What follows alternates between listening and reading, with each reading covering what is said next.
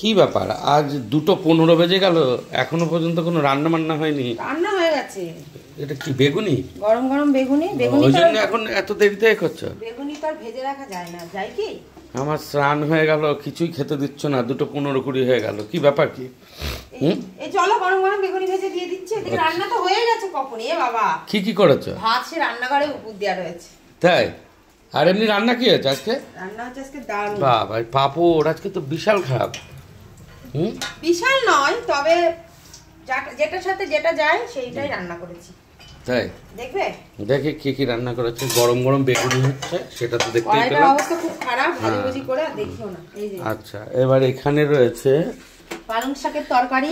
পালং শাক, এই তো এইটা দিয়ে ভাত খাওয়া যায়। বাবা যা ভালোবাসে, তুমিও ভালোবাসো। আর এখানে রয়েছে, আমি তো খাবো এই যে ভেজ ডাল। আজকে ভেজ ডাল করেছে? হ্যাঁ, আমার ফেভারিট। আমার এখন এই ডালটা হিটে চলছে।